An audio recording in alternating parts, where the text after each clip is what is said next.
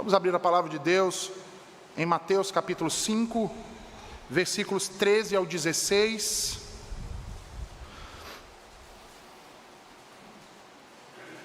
Mateus capítulo 5, versículos 13 ao 16.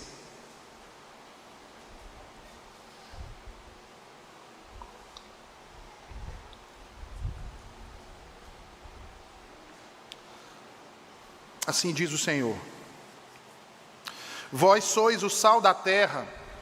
Ora, se o sal vier a ser insípido, como lhe restaurar o sabor? Para nada mais presta, senão, lançado fora, ser pisado pelos homens. Vós sois a luz do mundo. Não se pode esconder a cidade edificada sobre um monte, nem se acende uma candeia para colocá-la debaixo do alqueire, mas no velador, e alumia a todos os que se encontram na casa. Assim brilhe também a vossa luz diante dos homens, para que vejam as vossas boas obras e glorifiquem a vosso Pai que está nos céus. Amém. Senhor Deus, a tua palavra foi lida e agora será pregada aos teus filhos. Livra-nos do mal, Senhor. Afasta de nós as dispersões e nos abençoa, ó Deus bendito, com a tua verdade, fazendo com que aguardemos em nossos corações e vivamos por ela, Senhor. Em nome de Jesus. Amém. Meus irmãos, o Sermão do Monte é certamente um dos textos mais conhecidos em todas as Escrituras Sagradas. A realidade dessa afirmativa que eu faço nessa manhã pode ser facilmente percebida em boa parte das expressões que aqui são mencionadas pelo Senhor Jesus Cristo e que são utilizadas por inúmeras pessoas. Pessoas, inclusive, que nunca sequer leram esse texto. Pessoas, inclusive, que sequer não têm uma Bíblia na sua casa, ou se tem, nunca a abriu, porém usam expressões retiradas desse texto devido à importância que ele tem.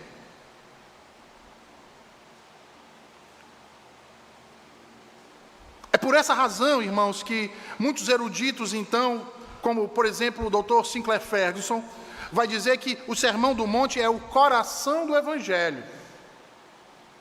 E de fato, meus irmãos, as palavras do Senhor Jesus têm falado com poder e relevância extraordinários a cristãos por mais de 2000 anos. Através dessas palavras, o Salvador bendito Jesus Cristo tem se revelado ao mundo como Salvador e Senhor, como Redentor e também como Mestre.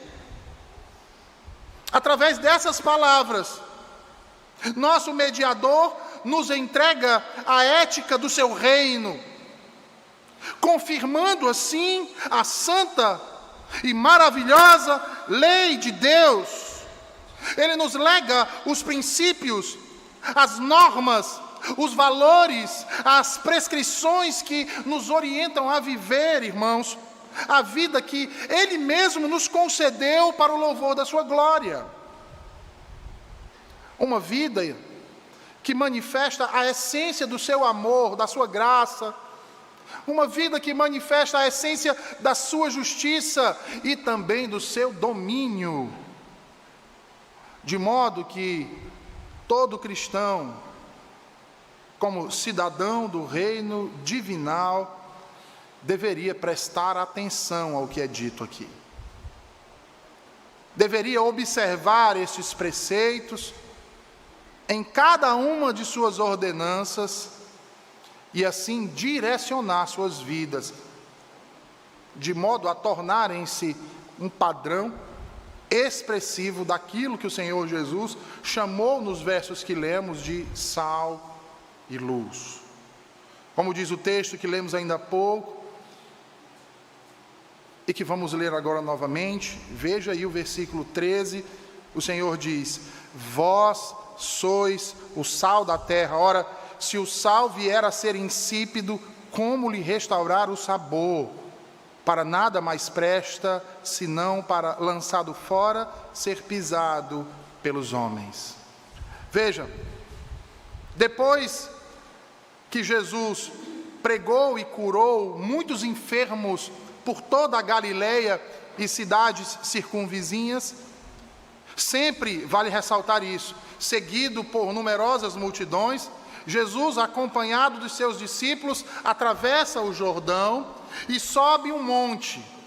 Muito provavelmente o Senhor procura um monte para orar, como era de costume.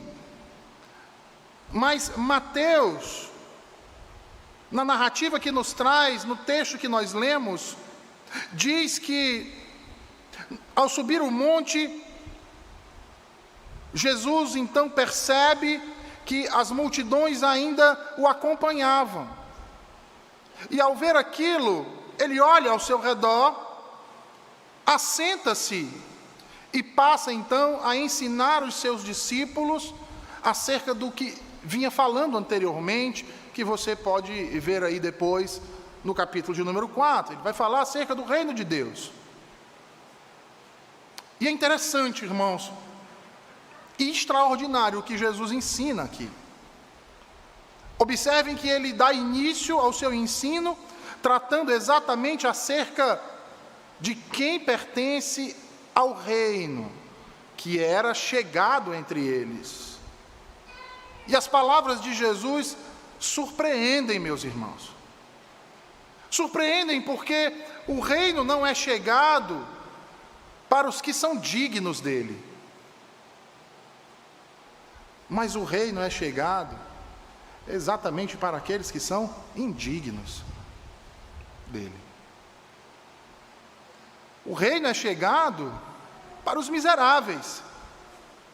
O reino é chegado para os angustiados, os doentes, os aflitos, os necessitados, os desesperançados. É chegado para os perdidos. Jesus vai dizer que o reino pertence a esses, aos pobres de espírito, aos que choram, aos mansos, aos que têm fome e sede de justiça, aos misericordiosos, limpos de coração, aos pacificadores, aos perseguidos. E é exatamente a estes que o reino de Deus é chegado. E nesse reino, diz o Senhor Jesus, os que sofrem são consolados, os doentes são curados, os necessitados são vestidos, os pecadores são justificados e purificados, e são chamados bem-aventurados. Bem-aventurados, que como vocês sabem, nós já dissemos aqui, significa felizes. Porém, não a felicidade que o mundo entende, que é fugaz e passageira, mas uma felicidade que traz satisfação e contentamento. E é interessante a gente falar de felicidade nessa manhã e nesse texto, porque felicidade, meus irmãos, é o grande alvo que a humanidade busca alcançar. Podem observar. Todo homem, toda mulher, criança, jovem, velho, todos buscam ser felizes. Todos. O mundo inteiro anela pela felicidade. Porém, queridos, quão terrível é observar onde e como essas pessoas que estão no mundo buscam essa felicidade. Enganados por suas próprias concupiscências, quantos não têm buscado a felicidade, por exemplo, naquilo que é sensível a si? Sensível e ineficaz. Por exemplo, quantas pessoas não têm buscado achar felicidade no sexo, nas drogas, na bebida, no dinheiro, na fama, na glória, no poder, no patrimônio, no trabalho, no casamento, na família, nas pessoas, pai, mãe, filho, filha, marido, esposa, nos títulos, no próprio corpo, a deificação do corpo. Vocês já pararam para pensar nisso, irmãos? Talvez você seja uma dessas pessoas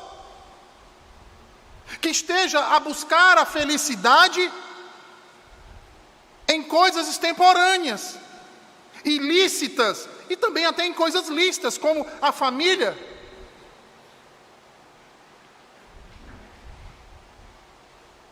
Mas a pergunta crucial que fazemos é possível achar contentamento, paz e felicidade nessas coisas?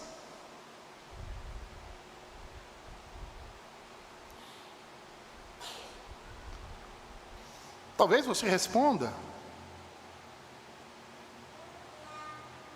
sim, pastor, é possível. Eu mesmo sou muito feliz com a minha esposa. Eu pergunto a você, você nunca discutiu com ela então, né? Você nunca ficou com raiva? Nunca teve um desagrado, não é verdade? Nunca, não foi? Não, pastor. Todo mundo tem os seus problemas. Mas eu sou feliz. Mas não é dessa felicidade fugaz que nós estamos falando.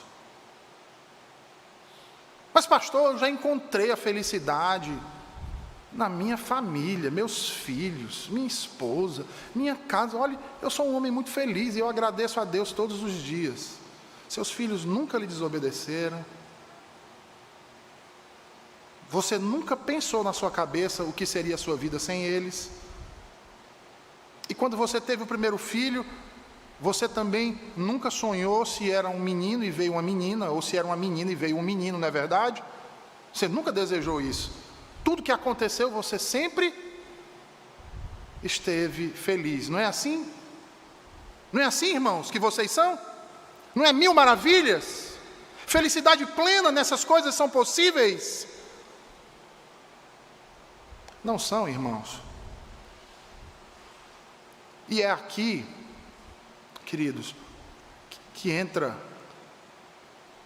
o caráter vil e enganador do pecado. É porque é isso que ele faz. Ilude. A ilusão da satisfação naquilo que não traz felicidade, que não traz contentamento, mas que na verdade só traz infortúnio e condenação. Porque acaba que você faz de coisas lícitas e ilícitas deuses funcionais no seu coração. Vejam, o homem foi criado e estabelecido para manter íntima comunhão com seu Criador. Deus o criou para, como sua criatura, o adorar. E nessa comunhão, achar o propósito de sua vida. E no Senhor, achar então contentamento. No entanto, o pecado rompeu essa comunhão, trazendo morte e um vazio ao coração do homem. E é por isso então que a humanidade busca tanto um propósito para a vida, busca tanto por satisfação, contentamento, busca tão desesperadamente a chamada felicidade. O problema é porque o caminho que eles escolheram percorrer para achar essas coisas os conduz apenas a experimentar curtas e medíocres porções de prazer e alegria. Uma ilusão que os acorrenta e os escraviza. Sabe por quê, irmãos? Porque somente em Jesus Cristo nós podemos achar verdadeiro contentamento e felicidade. Somente nele, Jesus, que é a luz do mundo, onde treva nenhuma pode habitar, que podemos preencher o vazio de nossos corações deixado pelo pecado. Somente nele podemos novamente ter vida e comunhão com o nosso Criador, adorá-lo na beleza da sua santidade, desfrutando de genuína felicidade. As Escrituras nos dizem que é através desse Jesus Cristo, nosso Senhor, que o reino de Deus é chegado entre os homens, e suas bem-aventuranças, sua felicidade, pode ser então alcançada por todos aqueles que são pobres, que choram, lamentam e pranteiam pelos seus pecados. Porque diz ele, irmãos, e ele é fiel para cumprir aquilo que promete, nele todos estes são satisfeitos, felizes e bem-aventurados. E através destes, diz o Senhor, manifestado é o poder e a glória de Deus e de seu reino ao mundo. É por isso que Jesus chama eles então de sal e de luz. Porque a função do sal e da luz na vida do povo do primeiro século que vivia na Palestina era semelhante a que os cristãos deveriam ter na sociedade que vivessem.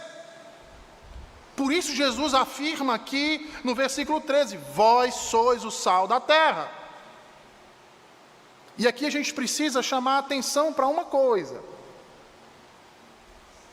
Você não precisa responder audivelmente. Mas certamente você já leu esse texto. E quando você leu isso aqui que Jesus está dizendo, vós sois o sal da terra, você já deve ter pensado, dito, muitas vezes que nós temos que ser sal, nós temos que ser luz, não é verdade? Só que essa interpretação é errada. Porque não é uma exortação, não é um imperativo, não é uma ordem, é uma afirmação. A linguagem alegórica de Jesus em seu sermão, meus irmãos, é para mostrar que os cidadãos do reino, os bem-aventurados, eles não vão se tornar sal, eles não vão virar luz,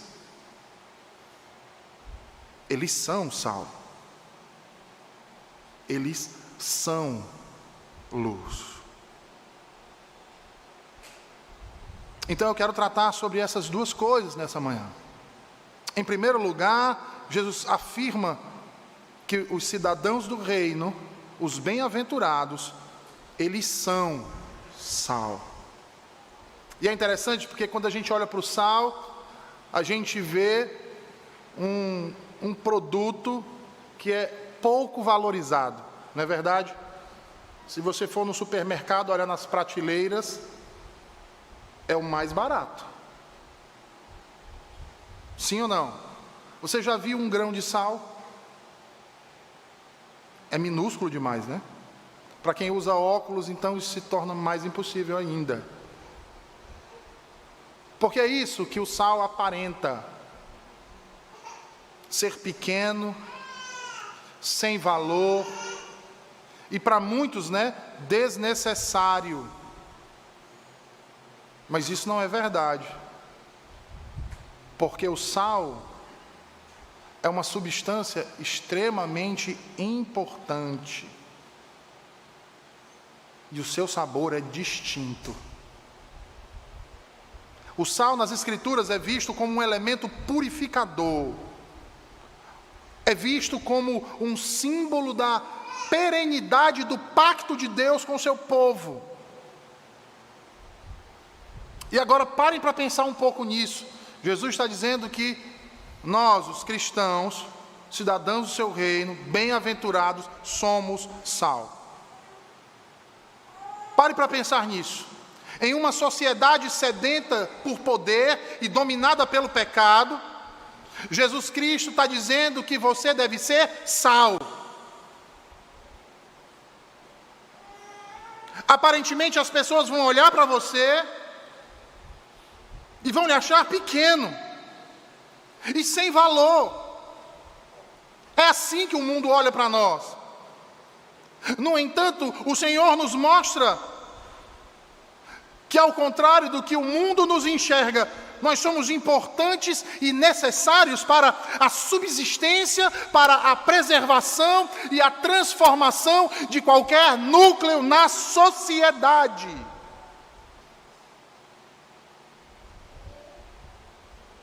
Porque através de nós, cidadãos do reino, é manifestado os valores, os preceitos e as virtudes do Senhor. É por isso que o salmista diz, Salmo 32, versículos 12 a 14, e muitos aqui devem conhecer esse texto: feliz é a nação cujo Deus é o Senhor. Não é? Só que tem a segunda linha: e o povo que ele escolheu para a sua herança. Uma bênção pactual.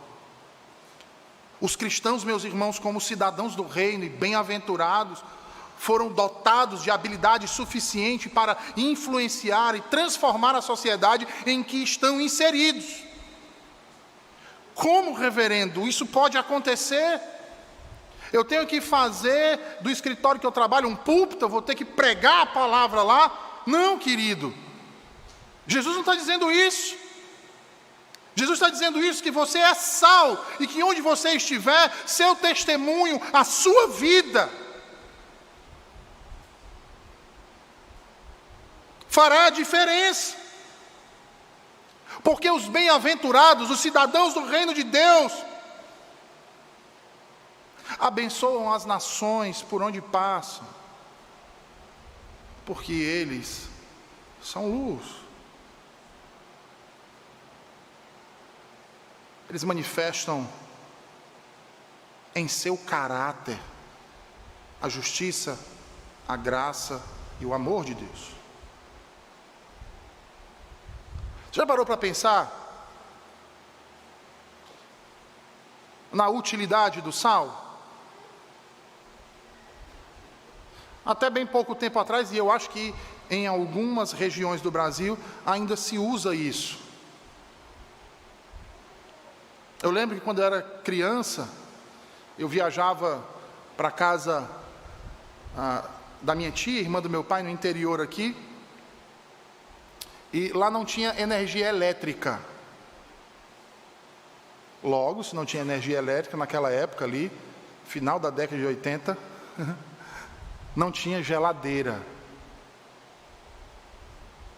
E aí, quando se matava um animal, se separava a carne, tinha que comer tudo em 1 ou 2 dias, não é? Porque senão a carne estragava. Não. Havia um meio de conservar, e é um meio muito antigo. O que é que se utilizava para conservar o alimento? Sal. O sal impedia ou retardava os efeitos de putrefação da carne.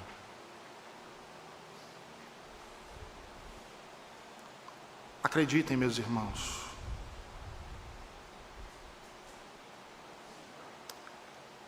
todo cristão, todo bem-aventurado cidadão do reino de Deus, aonde ele está inserido,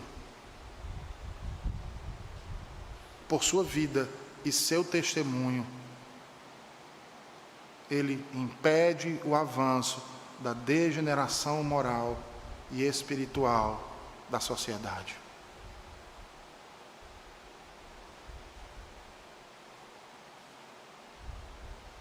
Você quer ver isso de uma forma prática?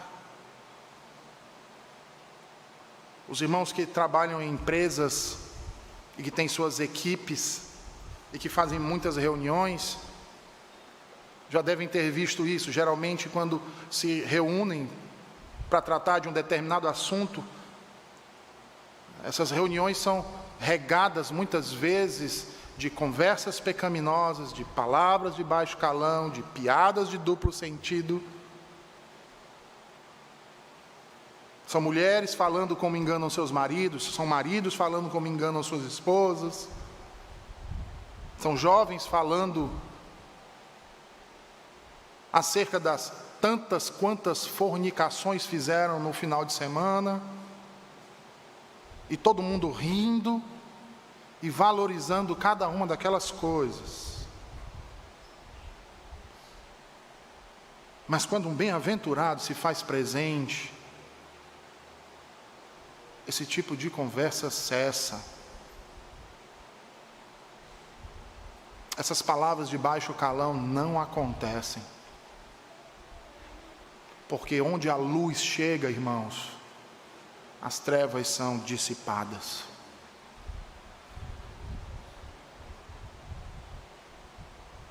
Muitas vezes, o testemunho da sua vida vai ser a Bíblia que o seu vizinho nunca abriu. Certamente nós vivemos em um mundo caído, cheio de impiedade e injustiça. Mas poderia ser bem pior. Porque talvez você olhe e diga assim: mas pastor, o mundo a cada dia se torna pior. Por que será, meu irmão? Não é por causa do meu testemunho, você acha que não? O que aconteceu em Gênesis 6?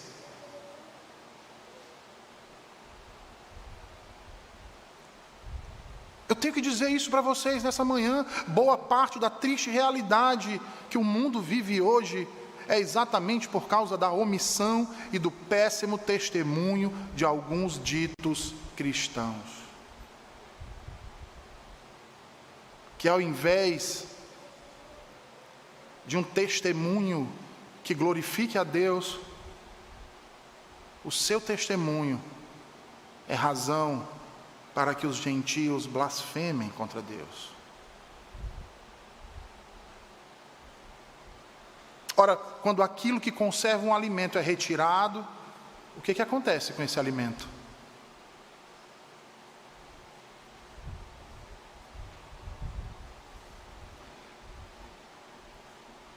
Uma vez, um irmão me contou um caso que tinha acontecido. Ele saiu de casa e passou uma semana, não, 10 dias viajando com a família. E na viagem, ele esqueceu de pagar a sua conta de luz. E aí o que aconteceu? Cortaram a luz dele, a casa ficou sem energia, e ele tinha deixado alguns alimentos dentro da geladeira. Dentre esses alimentos, ele tinha deixado mais ou menos 1 quilo de carne. 15 dias ele retorna para casa. Quando ele chega em casa, que ele liga a luz, não tem luz. Ele diz: ué, o que aconteceu? Ah, rapaz, aí ele vê o aviso: esqueci de pagar a conta de luz. A esposa olha para ele e diz: amor, vou limpar a geladeira. Quando ela abre a geladeira, ela não aguenta o odor que estava saindo de dentro dela. Sabe o que tinha acontecido com a carne?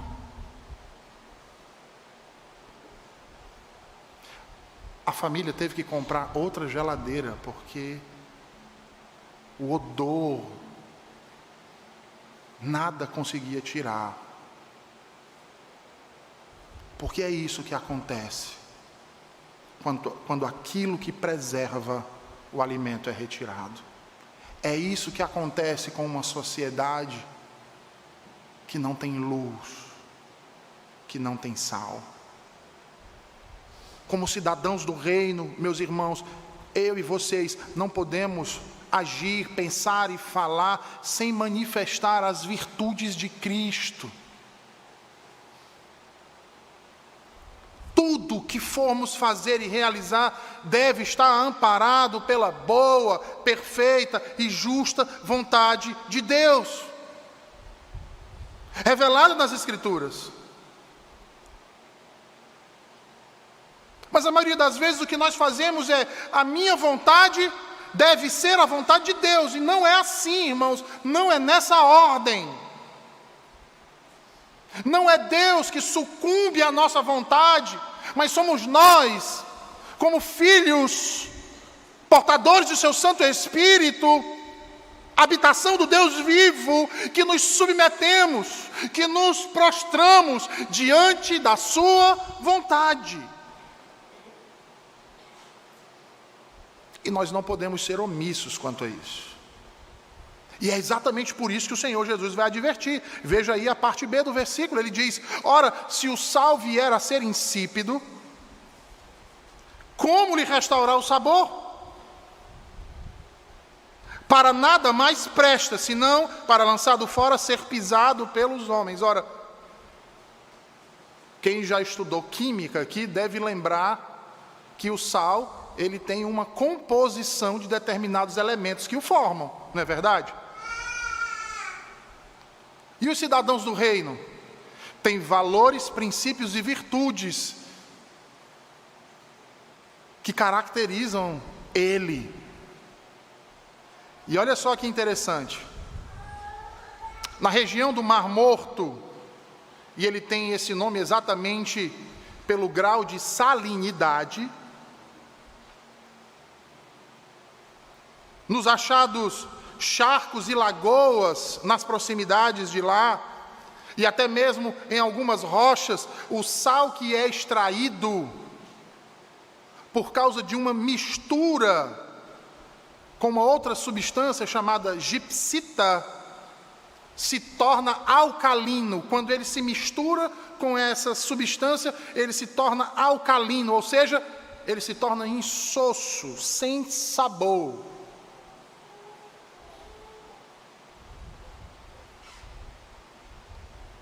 Você sabe para que serve sal alcalino, que não tem sabor, que não tem salinidade? Jesus diz: para ser pisado e jogado fora.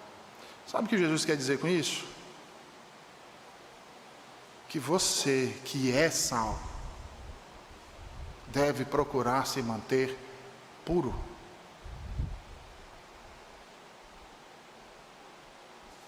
Você não pode se misturar, porque se você se misturar, você passa a ser sem sabor, insosso, alcalino.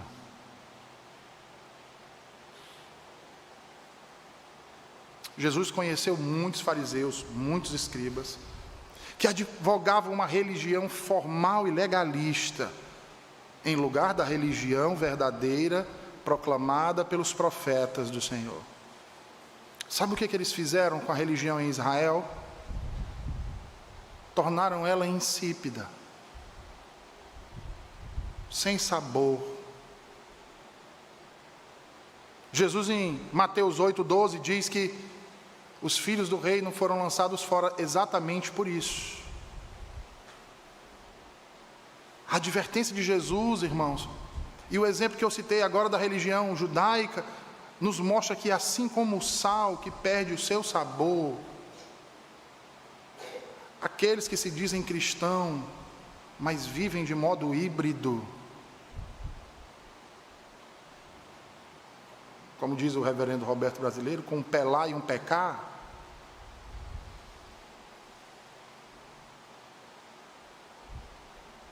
não vão ser isso que o Senhor Jesus disse. E o que é pior, estes que provaram do dom celestial, que se tornaram participantes do Espírito Santo, que provaram da boa palavra de Deus, dos poderes do mundo vindouro. Lembra do texto de Hebreus? E caíram. O autor aos Hebreus vai dizer o quê, irmãos? Qual é a advertência que ele dá? Impossível outra vez renová-los para arrependimento. Portanto, vigiai. Porque com Deus não se brinca, irmãos. Irmãos, ser cristão é algo muito sério. Nós não nos reunimos aqui por brincadeira. Nós não nos reunimos aqui domingo após domingo por uma convenção social. Nós nos reunimos aqui por causa da unidade naquele que nos chamou. Porque temos a mesma fé, porque acreditamos nas mesmas promessas, porque temos um só Deus e um só Senhor Jesus Cristo.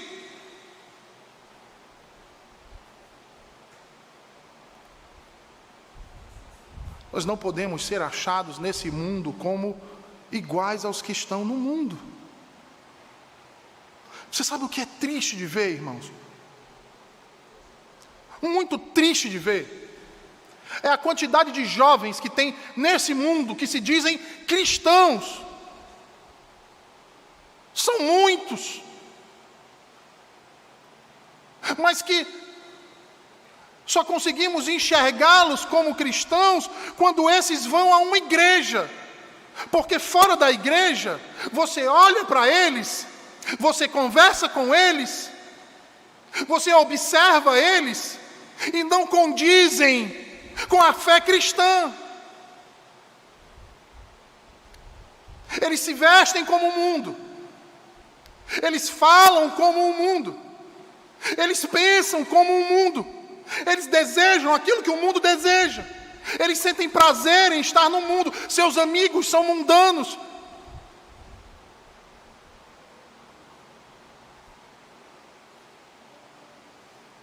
Nós não fomos chamados por Cristo para sermos iguais ao mundo, irmãos. Nós estamos no mundo, mas não pertencemos a esse mundo. Nós fomos chamados exatamente para sermos diferentes. Para sermos sal. Para sermos diferentes, assim como o sal é diferente do material ao qual ele é aplicado. O sal, quando é colocado na carne, ele não se torna carne. Mas ele purifica, ele preserva, ele dá sabor. Ele transforma. O sal, muitas vezes, era utilizado para curar feridas. O sal não se tornava em ferida. Ele agia como um agente reparador.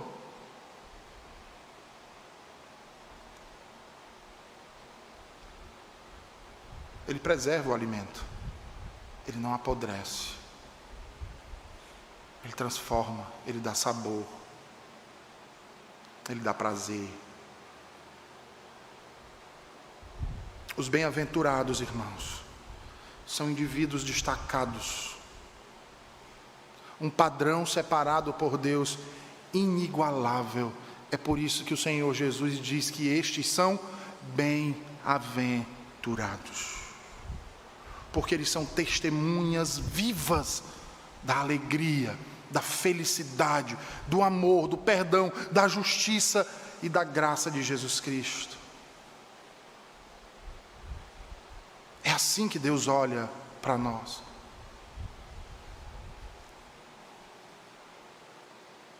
E é assim que o mundo deveria nos enxergar. É por isso que Jesus vai além do sal, ele vai dizer que nós também somos luz. Vejam aí os versículos 14 a 16. Jesus diz: vós sois a luz do mundo. Não se pode esconder a cidade edificada sobre um monte, nem se acende uma candeia para colocá-la debaixo do alqueire, mas no velador, e alumiar todos que se encontram na casa. Assim brilhe também a vossa luz diante dos homens, para que vejam as vossas boas obras e glorifiquem a vosso Pai que está nos céus.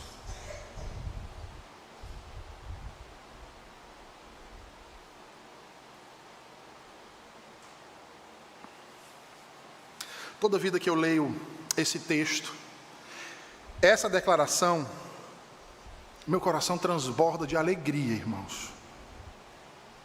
Porque essa declaração de Jesus, ela está repleta de significado, cheia de profundas implicações, exatamente nisso que tange aquilo que nós chamamos de vida cristã. Observem o texto, Jesus diz: vós, voltando o seu olhar para aqueles homens simples à sua volta, homens inteiramente destituídos de importância e valor para o mundo. Mas Jesus se volta e olha para eles e diz: vós sois a luz do mundo. E essa, meus irmãos, é uma daquelas afirmativas que sempre deveria surtir sobre nós o efeito de nos fazer levantar a cabeça, de nos erguer,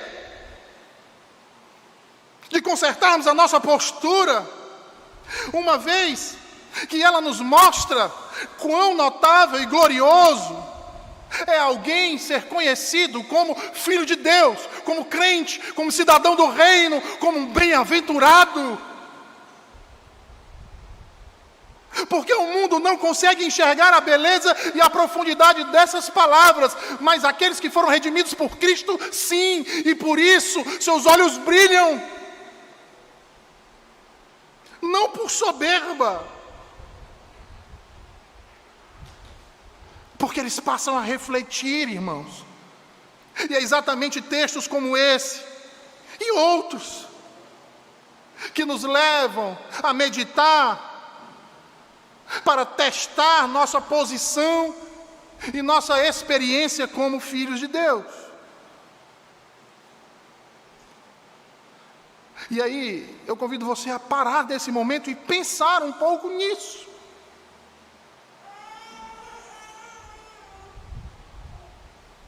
Pense nessa declaração que o Senhor dá a seu respeito, você que professou sua fé em Cristo. Pense nisso e nas implicações disso agora. Pense nesse pronome aqui que está sendo utilizado: vós. Vós. Vós sois a luz do mundo. Pense como esse pronome lhe afeta.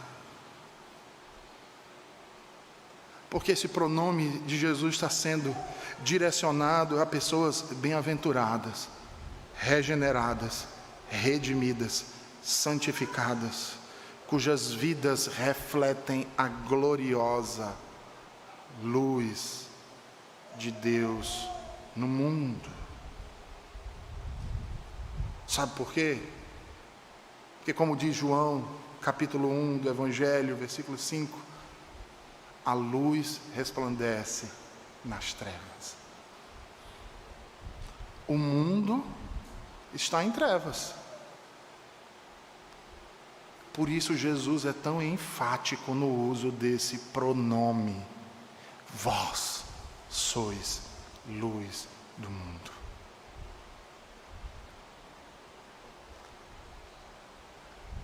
O autor utiliza esse pronome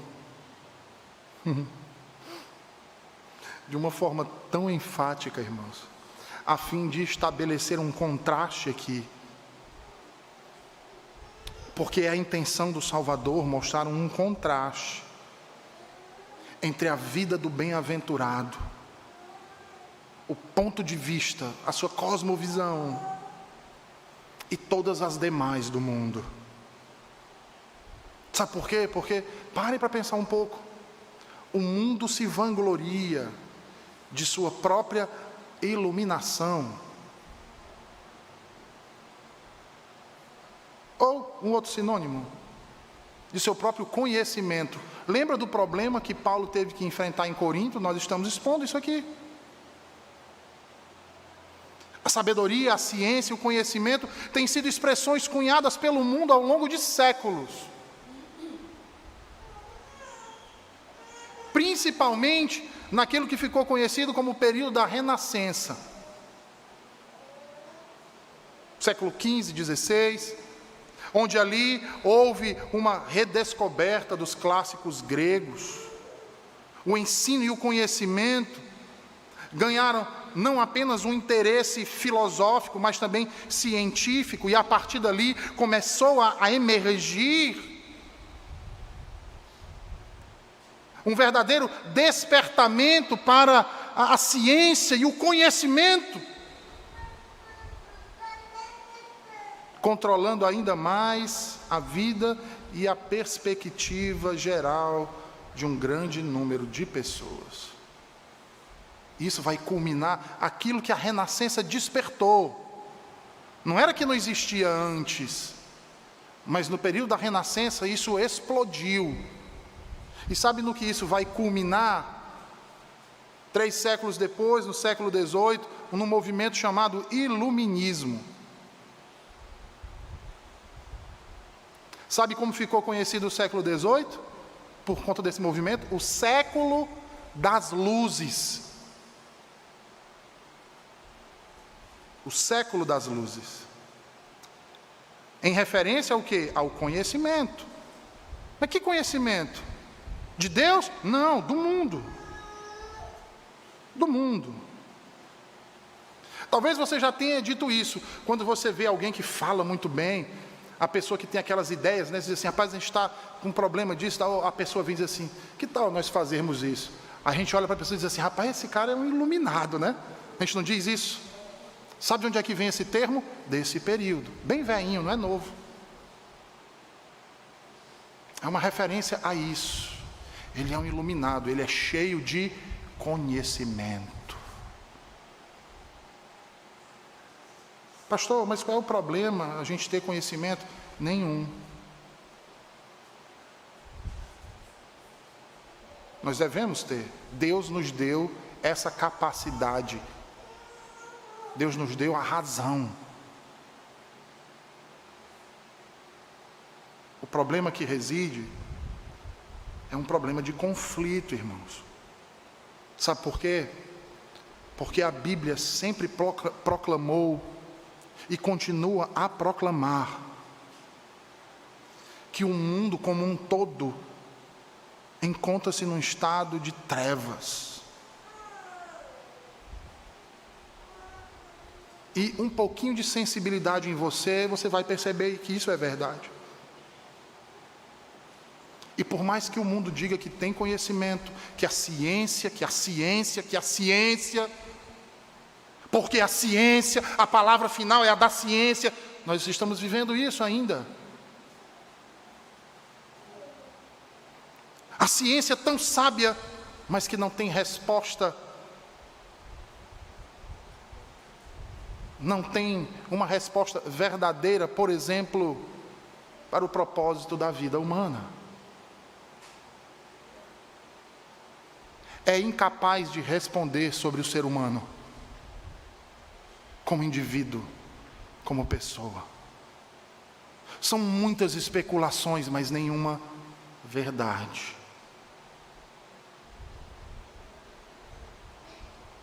Não sabem responder acerca de Deus. Não tem resposta. É por isso que está em oposição àquilo que a Escritura nos ensina e que o próprio Senhor Jesus asseverou.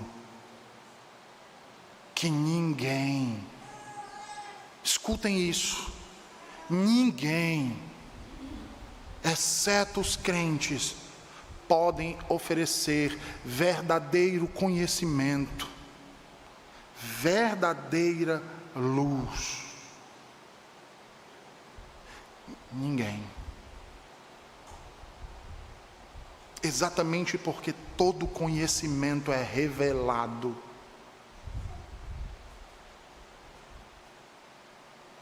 Nenhum cientista descobre algo se antes Deus não iluminar a sua mente.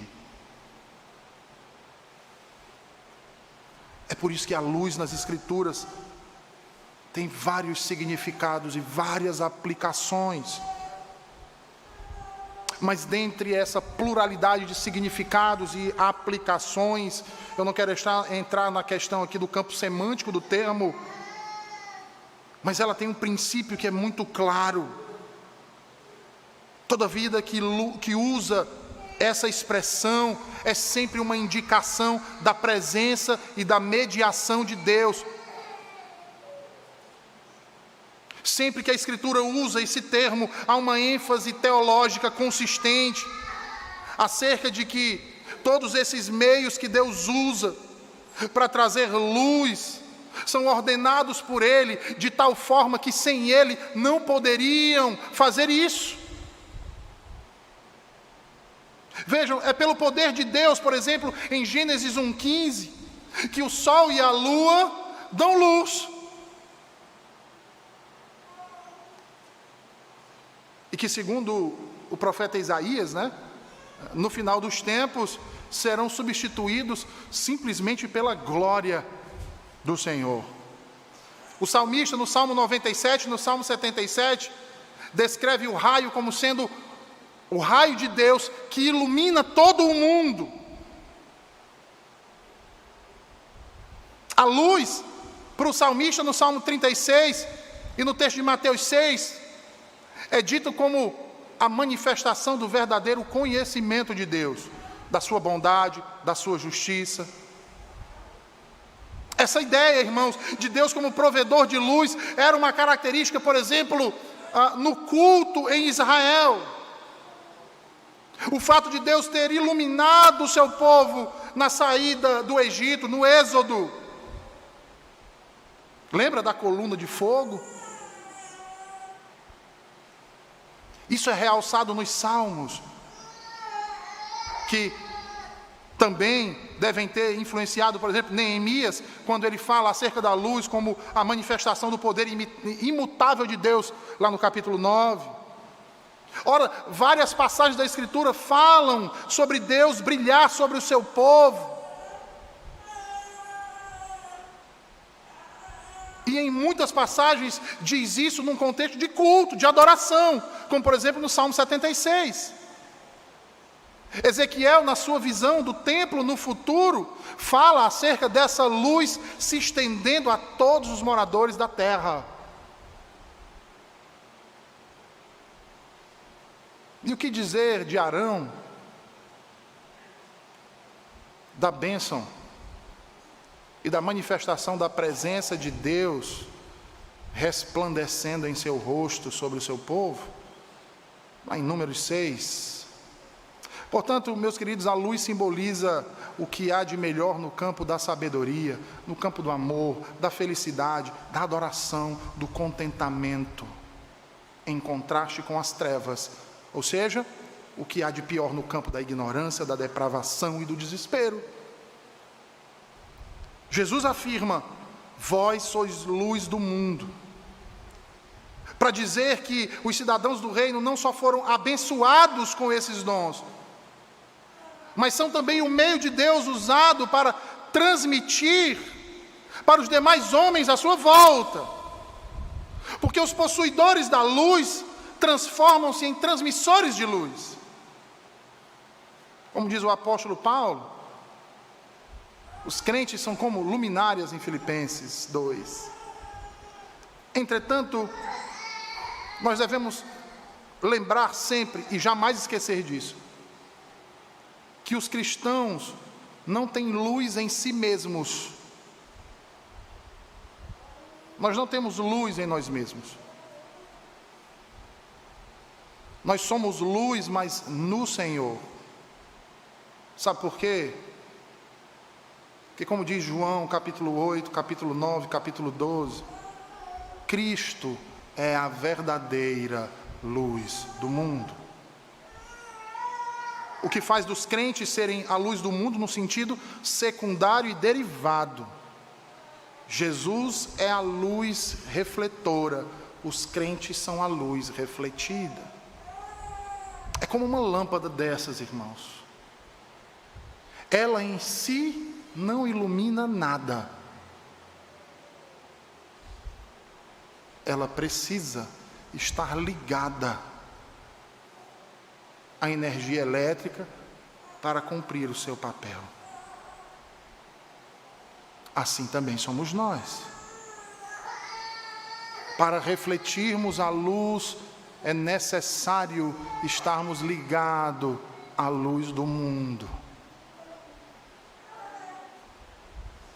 Por isso que Jesus vai dizer que os bem-aventurados do reino são luz e que, portanto, devem ser visíveis e radiantes. Observem aí os versículos 15 e 16. Jesus vai dizer isso utilizando duas ilustrações. A primeira ilustração, ele faz referência a uma casa, aliás, a uma cidade, edificada sobre um monte. Já imaginou isso? Imagina um monte alto, uma cidade lá em cima, murada com suas torres. Tem como se esconder isso? Eu certa vez viajei para São Paulo e fui para um evento em Atibaia. E a gente sai do aeroporto de Guarulhos, pega a Marginal e segue, e a gente vai passando ali, passa pela Serra da Cantareira, até chegar na cidade de Atibaia. Aí você vai olhando, é cheio de montes. Jason, que é de São Paulo, deve conhecer muito bem. E aí, por vezes, eu avistava lá longe, um monte alto, e em cima do monte, um castelo. E eu ficava encucado, eu digo, rapaz, um castelo aqui em São Paulo? Eu devo estar vendo coisa. Aí eu fui pesquisar, né? Aí vi que era um castelo que um deputado tinha construído com o dinheiro que ele tinha ganho numa loteria 40 vezes seguidas. Mas visível para todo mundo, irmãos. É disso que Jesus está falando. Não tem como não ver.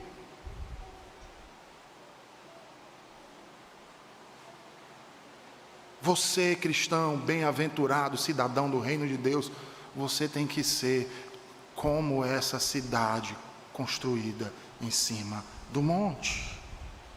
Aí o segundo exemplo ele diz, tem que ser como uma candeia posta no velador. No velador. E aqui Jesus faz um contraponto, né? Por que no velador? Imagine o seguinte, naquele tempo, o que significava essa candeia, né? Acho que a imagem mais próxima para nós aqui, talvez não para todos, seja aquela ideia da lamparina que se utilizava no interior quando não tinha luz. Aquela latinha que tinha um paviozinho, você enchia com querosene, colocava o pavio e acendia, não era assim? Aí você colocava na sala, no quarto, ou na varanda à noite para se reunir com os amigos ali e contar os causos no interior.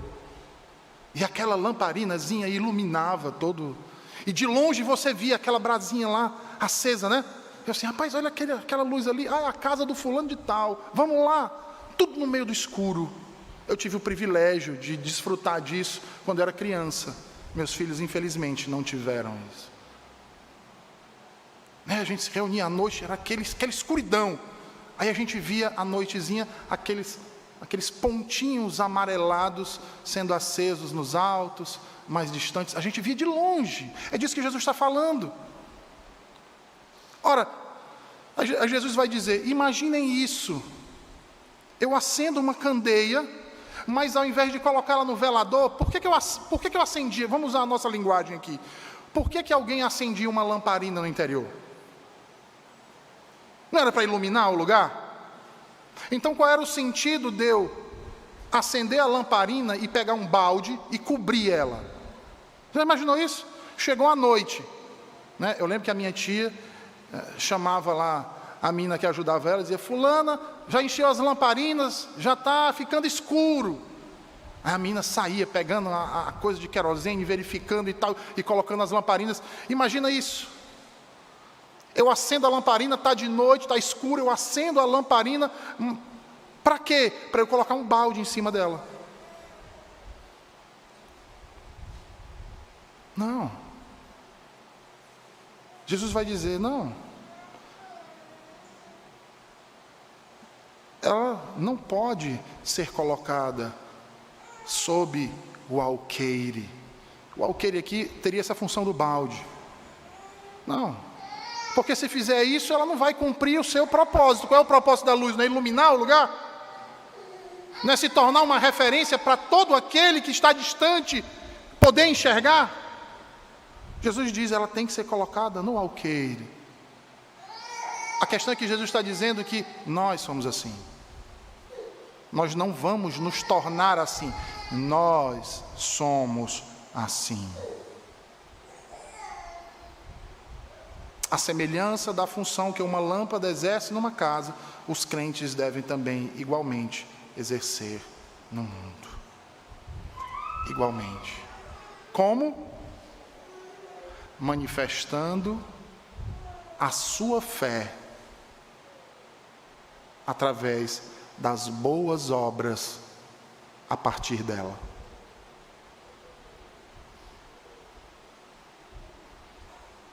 Através das suas boas obras, você deve deixar a luz de Cristo brilhar no mundo. Sabe para quê? Para que os outros homens que estão perdidos possam enxergar e serem conduzidos a ela, como eu e vocês um dia fomos. Eu quero concluir o sermão dessa manhã citando Tertuliano. Tertuliano, se eu não me engano, segundo para o terceiro século. Ele escreveu dizendo: são os atos de um amor tão nobre que levam muitos a porem uma marca sobre nós. Vou repetir. São os atos de um amor tão nobre que levam muitos a porem uma marca sobre nós. Ele vai comentar acerca daquilo que os ímpios falavam sobre os cristãos. Eles olhavam para os cristãos e diziam assim: vede como eles, os cristãos, amam uns aos outros. Porque eles mesmos, os não cristãos, entre si, têm prazer não em amar-se, mas em estimular o ódio, a competição de maneira recíproca. Mas os cristãos não. Apesar das diferenças, eles se amam. Tem sempre o outro em maior estima e se preocupam uns com os outros, preferindo a morte a desprezar um só dentre eles.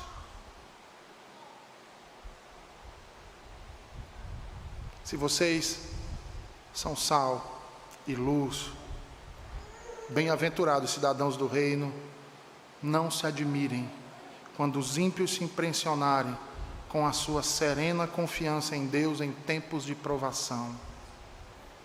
Quando os ímpios se admirarem que nas mais terríveis enfermidades e perdas terríveis, você mantém a confiança e jamais se desespera.